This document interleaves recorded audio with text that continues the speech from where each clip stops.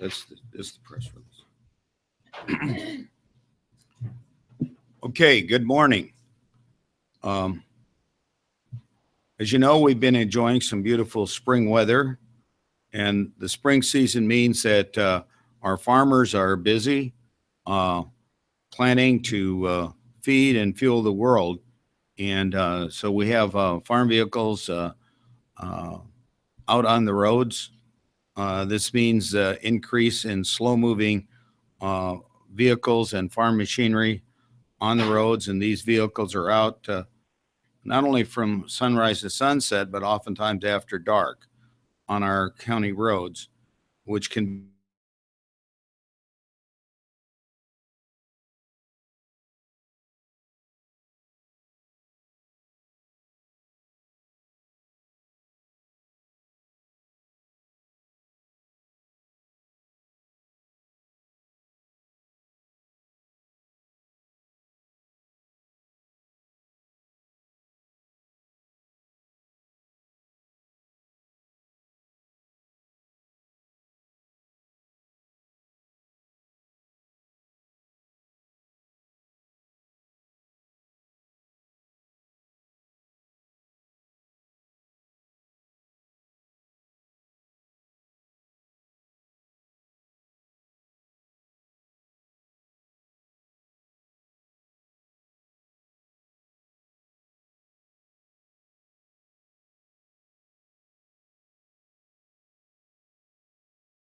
pork, eggs, and of course, we're proud of all of that, and we're proud to be a leader in wind energy and seeing a growing number of cattle raising in our state as well.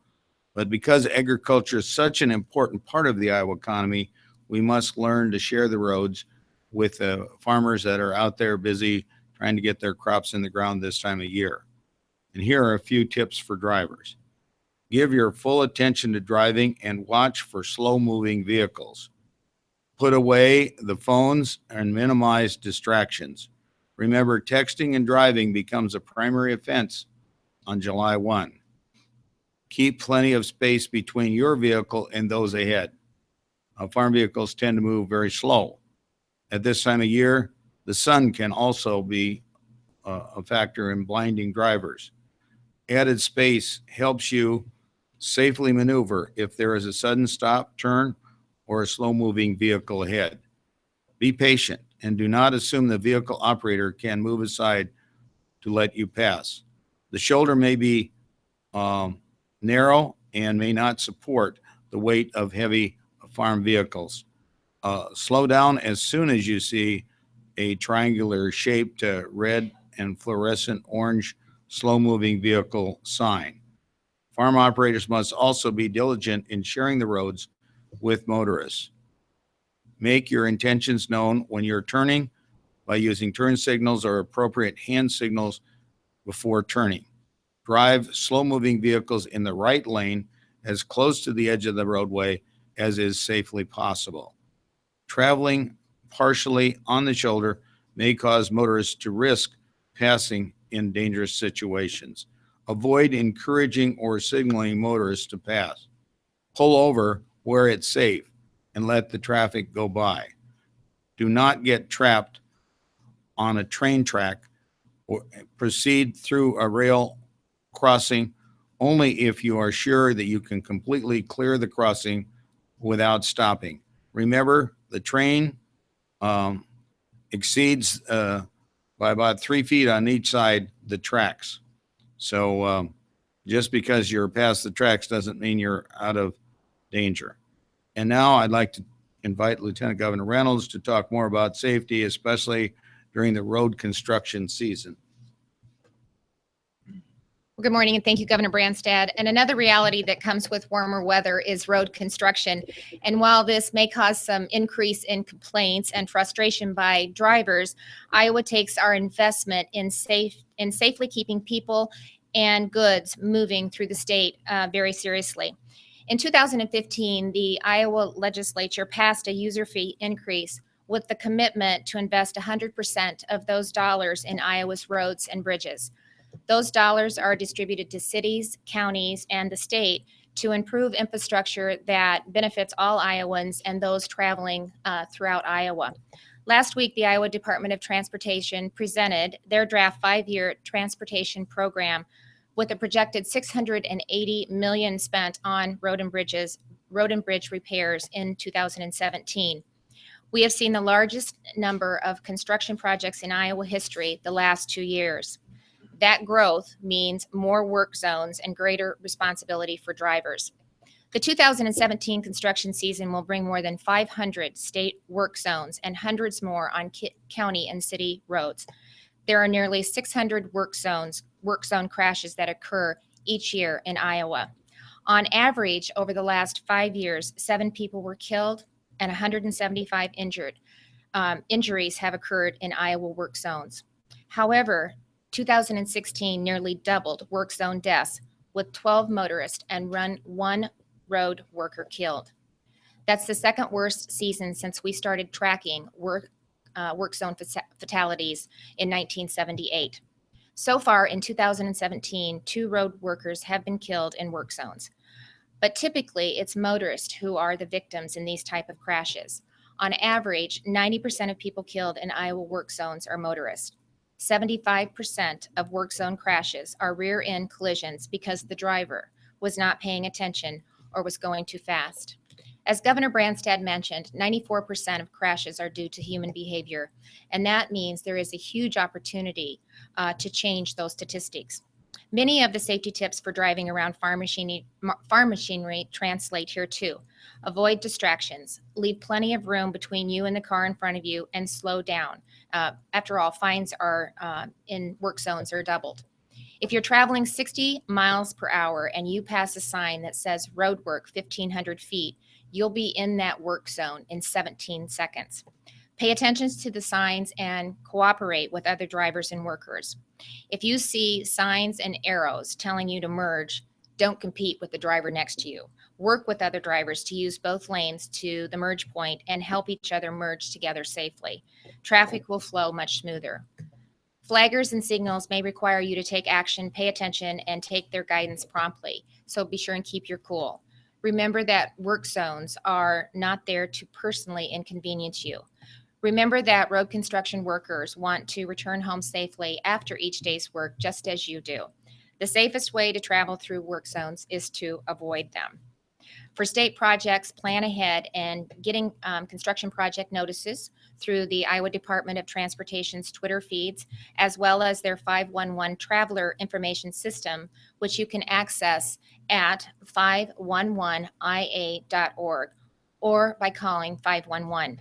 I've had the opportunity to visit and speak with Iowa Department of Transportation Interim Director Mark Lowe a lot lately about their use of data and technology to help improve safety in these areas. I've been encouraged by the work they are doing to improve road safety, and I would like to turn it over to him to tell you more about what they're doing.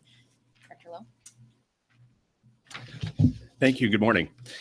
At the Iowa DOT, we say that our mission is about safe mobility, about getting you there safely, efficiently, and conveniently. And as Lieutenant Governor Reynolds discussed, delivering safe mobility requires investments to maintain and enhance our highway system. But we also recognize that work creates obstacles for drivers, and then we have to be proactive and proactive in the way we manage work zones to keep traffic flowing well and to keep both road users and road workers safe. That prompted us to implement what we call our Traffic Critical Projects program.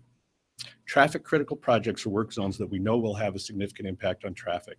In those work zones, we've used a variety of countermeasures to improve both flow and safety, and that includes special routing and diversion plans, and includes nighttime work to avoid closing lanes during peak traffic times. But the thing I want to focus on this morning is what we call intelligent work zones, where we're using data and analytics to improve performance and safety in our work zones. This year, in about 30 traffic critical projects, we're using portable cameras, sensors, and dynamic messaging signs to give both drivers and the Iowa DOT better awareness of what's happening in those work zones. These are work zones where it's harder for drivers to see and appreciate the approaching work zone. For instance, places where you have a curve or a hill or something is creating a limited sight distance, and work zones that are known to have recurring problems with traffic cues. In these spots, we put dynamic messaging signs well ahead of the work zone to warn drivers of the approaching work zone. But the really important part, and the part that makes it truly intelligent, is that we space sensors throughout the work zone that can detect when traffic is slowing down and a queue of vehicles is building. That triggers two things. First, it automatically changes the dynamic messaging sign to warn approaching drivers to be prepared for slower stop traffic. And second, it signals our traffic management center in Ankeny to look at the cameras that are focused on the work zone. And I want to mention these cameras feed video back to our traffic manager center in Ankeny, and staff there can then see what's happening and evaluate what's happening and implement what we call a traffic incident management plan within minutes. That action may include detours. It may include additional warnings, dynamic messaging signs in our 511 traveler information system, and it may include sending law enforcement or other first responders if needed. And the key thing there is that the faster we respond, the more likely we are to avoid crashes and secondary crashes, which helps mitigate injuries and fatalities. I'm pleased to say that Iowa is really one of the first in the nation to use this technology. Now, as pleased and proud as we are of that, technology can only go so far to protect people from crashes. And as Lieutenant Governor Reynolds just reminded us, the most important piece of intelligent equipment is still the driver and the driver's mind. As Iowans are traveling this summer, we encourage drivers to stay sober, stay awake, stay aware, avoid distractions, drive at a reasonable speed, and slow down and exercise caution when approaching and traveling around farm vehicles and work zones. And we always remind everyone, always wear your seatbelt. Thank you. Okay, we'd open to your questions. Yes, sir. Governor, did you bring up this issue of the farm accidents as a result of this Chris Soules crash? Do you think he is guilty of any crime? I'm not going to pass judgment on any specific case, but I really brought the issue up because it is spring planting season. I'm a farm kid. I drove vehicles out on the roads between fields. And today, farmers are farming more ground, and oftentimes it's a significant distance from where they live, which means that vehicles are on the road. And then, of course, when you have weather issues like we've had, and we've had some wet areas, so that means the time that you have to get the crop in the ground is limited. And so people oftentimes are working not only sunrise to sundown, but they're working nights. And we're seeing more and more of that. So I just think it's important. I want to make sure the public's aware of that, and we want to try to avoid these kind of tragic accidents. Was this prompted though as a No. result of this? Because you're aware that is the Well, that's the one fatality that we're aware of this year. But as we pointed out, we've had significant, I think 27 major injuries already, as well as one fatality. And we want to do all we can to try to improve safety on our roadways. I focused on this in the condition of the state address because we'd seen a spike in traffic fatalities last year. We had some progress this session, making texting and driving a primary offense and some other things to deal with sobriety and all kinds of things to try to improve safety on our roads. Other questions on this subject? Have you discussed whether you're going to name a permanent DOT director? You've been in for a while now. Well, eventually, I'm sure that decision will be made, but I think things have been working fine, and Acting Director Lowe, I think, is doing a good job, but that decision will probably be made by the next governor. So, well, no. We have been wrapping up the legislative session. We've been busy reviewing bills, and I just want to say thank you. We are, Acting Director Mark Lowe has done a phenomenal job. He worked under Paul Trombino and has worked with the agency for years, and I just truly appreciate all that you've done in stepping in. And so we will move forward with that after we move through the transition. I just wanted to ask Lieutenant Governor about the farm safety accidents. Do you have any thoughts about this? You spent a lot of time in rural Iowa. Well, of course I have, and as the governor indicated, not only have we condensed with the weather, the planting season, but also the farm equipment continues to get bigger and bigger. And so this is something that we deal with every year. In my comments, I talked about last year, we doubled the amount of fatalities in the work zones. And so We of course want to do everything we can to encourage people to find out where the work zones are at, to be conscientious that this is planning season, to be proactive and think about as you enter into the work zones, driving judiciously and being careful on how you move through the work zone. So, we're going to continue to do everything we can to bring down the number of Do you fatalities. have any opinion about this, Crystal? Well, I know people are very interested.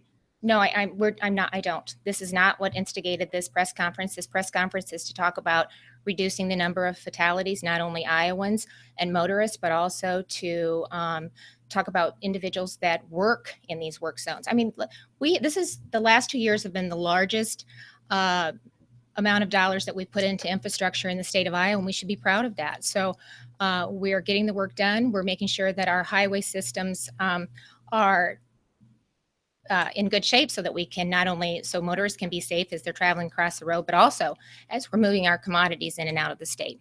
Do you have any light of the Attorney General's ruling about you naming your own replacement? Do you have any concerns that you can't replace Bill Northern? Well, first of all, he's not been nominated yet, and I just want to say how proud we are to have Bill serving as the Secretary of Ag. He's done a phenomenal job. He is known nationally, and Iowa and this nation would be very lucky to have him serving in that capacity. I believe that as governor, this statute is very clear that I have the authority to name the interim act or the acting Secretary of Ag until the next election, but we will cross that bridge once or if he is nominated to serve in that capacity. But Bill's done a great job. I've had the opportunity to participate in trade missions with him, to work with him on water quality through the nutrient reduction strategy that we put in place. And so not only Iowa, but this country would be well served if Bill was tapped to serve in that capacity. Have you decided for sure whether you are going to name him Lieutenant Governor or again? I want to comment on that before you get to your question. I think the statute makes it very clear that when there is a vacancy in a state elected office, the governor by statute has the authority to appoint that person, be it the auditor, as I did with Mary Mosman, be it the Secretary of Agriculture or a lieutenant governor. So I think that's pretty clear and it's spelled out in this law, in the statute. We'll go to your question next. That was my question. Are you in fact going to go ahead? Well, you and name somebody? first of all, we need to have the governor win confirmation out of the United States Senate. So that's the first thing that needs to take place. And we're fully confident that he will be nominated. But after that, we'll let you know what the transition plan is. We have a plan in place. We're ready to go. And at that point, we will let Iowans and the press know what the transition plan is, and we'll be letting you know what my decision is moving forward with that. But you already have it. You've already made your decision. You're just not announcing it. That's just We have decided what we're going to do, and we will let Iowans and know when the time is appropriate. Have you decided whether to ask the Iowa Supreme Court to weigh in on transition? Well, first of all, we're not going to answer that. I think the lieutenant governor has said it very clearly that we're going to wait first to see what the United States Senate does on confirmation. So I have to be confirmed before I'm going to leave office. If I'm not confirmed, I'm staying. That's right. I love this state. I love this job. But in the event that I am confirmed, and Senator Grassley says it could happen as early as maybe later this week, but we don't know for sure. And obviously, we can't take anything for granted. I'm encouraged by the hearing that I had with the Senate Foreign Relations Committee and the voice vote in committee. But still, things move very slowly in Washington, D.C. And this year, I think slower than ever. And consequently, we're waiting to see what happens there before anything else takes place here. Governor, are you frustrated at the slow pace that Mr. Grassley last week indicated he was a little annoyed that Democrats weren't going for, the unanimous consent? Well, first of all, I was very pleased with the reception I received before the Senate Foreign Relations Committee. we made an extraordinary effort to try to meet every member of the committee beforehand and share with them my background and experience and answer questions that they had. I also got some great help from the staff at the State Department in preparing me for many of the foreign policy issues that I haven't dealt with so much as governor. And I thought the hearing went very well. I was pleased with the voice vote out of committee, but if you followed what's happened in the Senate this year, they've gone after just about every appointment that Donald Trump has made to any position. And consequently, it slowed the process down dramatically. So we're not taking anything for granted, and we respect the process that we've got to go through. And I am so blessed to have both Senator Grassley and Senator Ernst. They introduced me. They've been helping me, and I've had good reception. I would say Senator Corker and Senator Cardin, who's the chair and the ranking member of the committee, were very cordial and very helpful, as was their staff. So Great to know that unhappiness over Comey's firing, we know Donald Trump's comments about secret taping in the White House is going to slow things down even more. I'm sick of the press attacking all the time, but it's just, I understand the president's frustration. I thought the speech he gave at Liberty University over the weekend was phenomenal. And I thought he gave some really good advice to the graduates about perseverance. And despite, the personal attacks and everything that you have to go through in leadership, you just need to stay focused and never give up.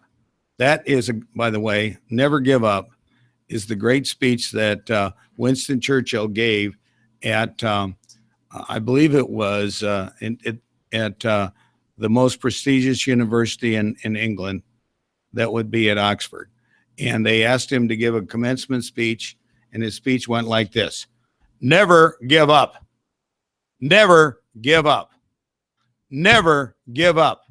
And then he sat down. And that was it. But it was a great message. And if you know Winston Churchill's background, he had a really tough time getting through school. He almost flunked, I think, 8th grade. So it was probably I think something that was heartfelt. And I guess I think of that, and I have used that quote several times when times are tough and you face challenges. So it's good advice. And I thought that the fact that the president gave that advice to the graduates at Liberty University was good. Yes. Governor, last week you finalized the budget bill. Yep. I'm curious if there's more on your decision to keep the Leopold Center open, but without the tax that helps partially fund it. Well, first of all, I supported the decision the legislature made to redirect that money to the Department of Agriculture at Iowa State University for their water quality, for their nutrient reduction and water quality efforts. So I think that's appropriate use for the money. But I also felt eliminating the Leopold Center was not the appropriate public policy, and that they do have some other sources of money. And consequently, I'll leave it to the Leopold Center to decide what to do. But I had the choice of, do I eliminate them, or do I permit them to continue to exist? And I chose to item veto the portion of the bill that would have eliminated the Leopold Center. The hope is that they can do private fundraising. Well, they have already received significant bequests and other sources of funding. So they do have some other sources of funding. But the legislature had to make some tough decisions this year. And with the resources they had, they chose to instead redirect that particular tax money to the College of Agriculture and Land Stewardship for their nutrient reduction program. Soil sustainability not a higher priority? It is. It is a high priority, and it's something that I've recommended. And as you know, we worked all session on that. I know that's been a high priority for Bill Northey, and we've worked with him, and we have ramped up funding for that. We recommended a long-term reliable source of funding. The bill passed both houses in different forms. It didn't get finalized, but we're very hopeful that it will be done. It is something that I think is extremely important. I come from a farm background. I know how important it is, and I've gone out to visit a lot of the different sites around the state of Iowa. In fact, I signed a proclamation near Madrid at a site this year where we have in place edge of field uh, soil and water conservation projects. And there's a lot of different ones all over the state that are being utilized. And the lieutenant governor and I think, went to about 30 different sites last year to learn more about that. And we do continue to look at ways that we can do a better job. Joyce, incorporate the Iowa State stretch team Smile and Square, because they achieved some astounding results with, 90% plus reductions in soil erosion, nitrate, and phosphate.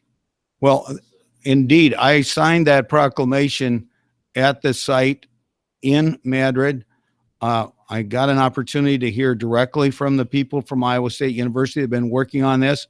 And obviously you have to use the kind of practices that make the most sense, whether they're infield practices such as waterways and filter strips or other cover crops, or whether it's edge of field practices such as the wetland, the bioreactors, and also the wet buffers, the buffer strips, which is what we had at Madrid. Joyce?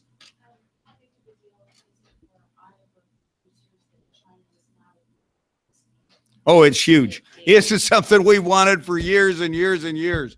I'm so excited. And my son, of course, works for the Department of Commerce, and Wilbur Ross made that announcement. And what I understand is it's going to start around the middle of July. So I intend to bring Iowa premium beef to China, and I intend to serve it in the ambassador's residence and in the embassy. And obviously, this is a big deal. This is a really big deal. And, there's already consuming a lot of Iowa pork and soybeans. But we think that this is going to be a great thing. And there's other items in that trade agreement that also I think will be beneficial. Barbara? Governor, last week you also approved the removal of state funding for Planned Parenthood and also in that process, you're giving up millions of dollars in federal Medicaid money. It's actually very unusual compared to other states. There's maybe just a handful that have done something similar. I'm curious what you feel about just Iowa being one of a handful of states that are now in this giving up Medicaid money in order to do this. Well, we made this decision for a very clear reason. We didn't want to lose in court like other states. State after state that tried to just deny funding for Planned Parenthood is lost in court. We came up with a better system that's going to provide more opportunities for family planning and not be providing funding for abortion providers. This has been something that Republicans have been working for. It's passed the House many years. This year, the House and Senate approved it, and I was pleased to sign it. I think it's going to be a good step forward to protect human life, and it's something that we have supported for a long time. What do you make of President Biden? Well, I'm glad he's moving in that direction. But I think if you go back in the history of China, they began back in the 80s, really, to move away from this rigid communist control system to more of a market-driven approach to their economy. And look at the economic benefits that they've seen in China since they've gone that direction. They've seen a dramatic improvement in family income. They have a growing middle class. And so President Xi, I think, has been part of this new leadership that has emerged in China over the last 30 years that recognizes that more of a market-driven approach towards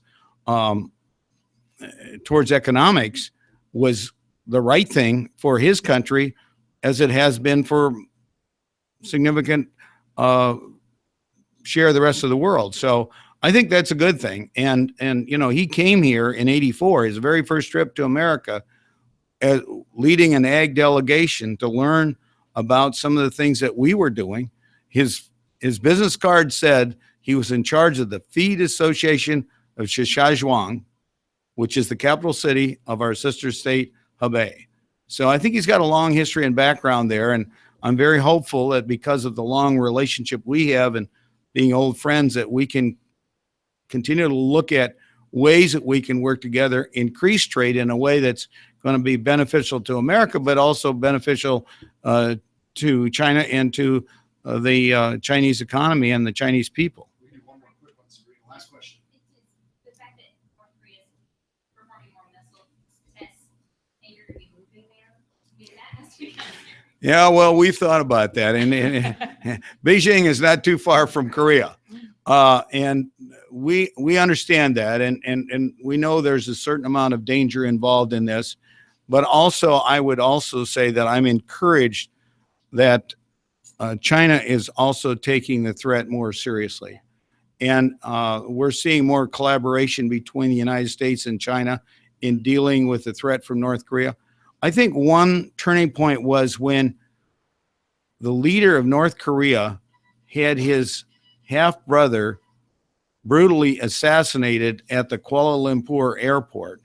And remember, this man was living in Macau, which is in China.